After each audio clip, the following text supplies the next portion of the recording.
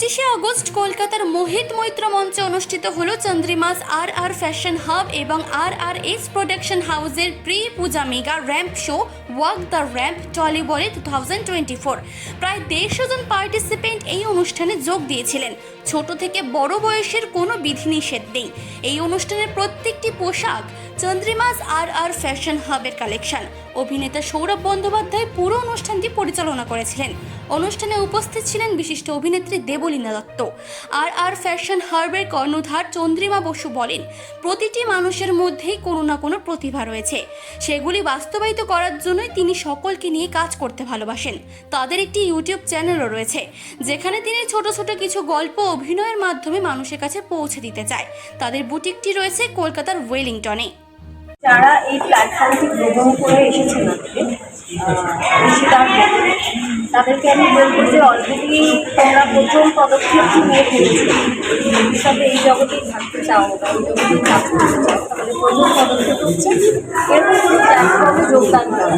সেই যোগদানটা করে ফেলে তোমরা প্রথম পদক্ষেপটি নিয়ে ফেলেছ, কাজে এবার আর এগিয়ে যেতে দেরি নেই।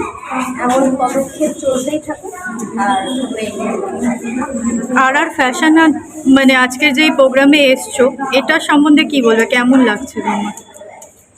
যেমন সুন্দর উদ্যোগ তেমন সুন্দর ব্যবস্থাপনা। আমার শোনা মাত্রই আমি খুব সুন্দর একটি অনুভূতি পেয়েছি। সুন্দর ব্যবস্থাপনা, প্রশংসনীয়, দেখতে খুবই প্রফেশনাল লাগছে। কাজে আমি নিশ্চিতভাবেই এটা আশা করছি যে আর ফ্যাশন প্রত্যেকের যে উদ্যোগ এটা অনেক এটা অনেক দূর যাবে। আমি আজকের এই অনুষ্ঠান দেখে এটা নিশ্চিতভাবে বলব।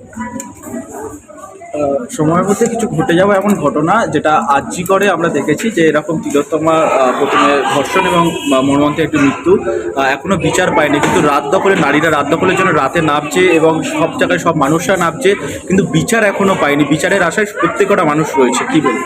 এটাই যথেষ্ট লজ্জার ব্যাপার যে 15 দিন হয়ে গেছে এখনো মানুষকে রাস্তায় নামতে হচ্ছে। হয়তো এমন ধারণা হচ্ছে একটা যে প্রত্যেকবার মানুষ রাস্তায় নামতে পারে, কিছুদিন পর থিতিয়ে যায় প্রতিবাদটা, অথবা এমন একজনকে দোষী সাব্যস্ত করা হয় যার সাথে ঘটনাগুলো সংস্কার করবে, তাকে দোষী সাব্যস্ত করে মানুষকে থামিয়ে দেওয়া হয়, মুখ বন্ধ করে দেওয়া হয়। এবার সেটা হবে না, কেননা এত মানুষ সরব হয়েছে, এত মানুষ সোশ্যাল মিডিয়ায় সরব হয়ে বলেছেন যে তারা এই ঘটনা সম্পর্কে সব কিছু জানে, কিন্তু তারা ভয় বলতে পারছে, তাদেরকে রাজসাক্ষী করা হচ্ছে না। এটা তো একটা ওপেন সাক্ষী।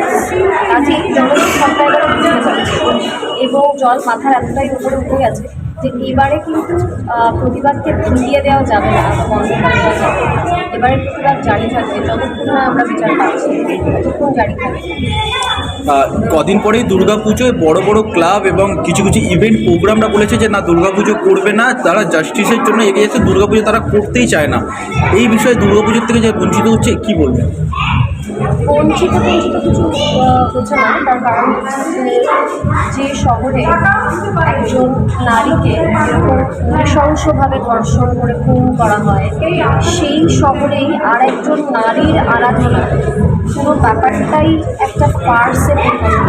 যদি না দুর্গাপুজোর অভিযুক্তরা ধরা পড়ে, যদি অভিযুক্তরা ধরা পড়ে যায় তার আগে, তাহলে পরে নিশ্চিতভাবে উল্লাস উৎসব আমরা করতেই পারি, কিন্তু তা না হলে আমারও নিশ্চিতভাবে মনে হয় যে মানে উল্লাস উৎসবের মানসিকতায় মনে হয় এখন সরাসরি। আজকে চন্দ্রিমাস আর ফ্যাশন হাব এবং RRS প্রোডাকশন হাউসে pre Puja mega ramp show walk the ramp Tollyboli 2024। যদিও আমরা জানি আমরা কলকাতার মানুষ আজকে ক্ষতবিক্ষত রক্তাক্ত হয়ে রয়েছি, আমরা মানসিকভাবে বিপর্যস্ত হয়ে রয়েছি, কিন্তু এই অনুষ্ঠানের সূচনা এবং এর প্রিপারেশন এগুলো অনেক দিন ধরে চলছে, তাই আজকে শোটা পোস্টপোন করা পসিবল হয়নি। শোটা হচ্ছে মনের ব্যথা থেকে, মনের যন্ত্রণা রেখেই আমরা এই শোটা করছি, কারণ দুর্গাপুজো যেমন আমাদের আনন্দের উৎসব, তেমনই মা দুর্গার আশীর্বাদে এবং তার আগমনে আমাদের শক্তিও বাড়ে। তাই আমরা চাই দুর্গাপুজোটা যেমনভাবে হয়, আমাদের বাঙালির দুর্গাপুজো যেখানে অনেক মানুষের অন্ন সংস্থান হয়, সেটা যেন বন্ধ না হয়। আমরা জানি যে এটা খুবই অন্যায় হয়েছে, যে কাজটা হয়েছে বা যে অত্যাচার হয়েছে, কিন্তু তারপরেও দুর্গাপুজো হোক, পুজোয় মানুষ যতটুকু সামর্থ্য যে যেটুকু পারে আনন্দ করুক, এই 4টে দিনই আমরা আনন্দ করে কাটাই এবং সেই কারণে এই দুর্গাপুজোর আগে pre Puja mega ramp show এটা আমাদের প্রত্যেক বছরই হয়। এটা সিজন 2 হচ্ছে। আজকে আপনারা এসেছেন, সকলকে আমার স্বাগত, সকলকে আমার ধন্যবাদ। সাথে থাকবেন, পাশে থাকবেন এভাবেই, এবং এভাবেই আমাদের এগিয়ে চলার পাথেও হবেন আপনারা। প্রথমবার তোমার প্রোগ্রামে আমরা দাদাকেও দেখছি, তো দাদা যদি কিছু বলো। ওই একই কথা রেস টেনে বলছি যে অত্যন্ত ন্যক্কারজনক ঘটনা ঘটেছে। আমরা প্রত্যেকে অত্যন্ত দুঃখিত এবং মানে আহত মানসিকভাবে, বাট কিছু তো সময়ের সাথেই আমাদের চলতে হয়, কিছু তো থেমে থাকে না। সব কিছু দুঃখ ভুলে আমাদের এগিয়ে যেতে হয় এবং এই যে নারী প্রতি নির্যাতন হয়েছে সেই নারী শক্তিকে নিয়েই ওর এই প্রয়াস। আগামী দিনে আপনাদের সহযোগিতা পেয়ে আশা করি আরও অনেক ভালো জায়গায় যাবে এবং এই অনুষ্ঠানটা খুব সুন্দরভাবে হবে, এটাই আশা রাখি। কলকাতা থেকে শুভ ঘোষের রিপোর্ট, চেতনা বার্তা। জেগে থাকে, জাগিয়ে রাখে।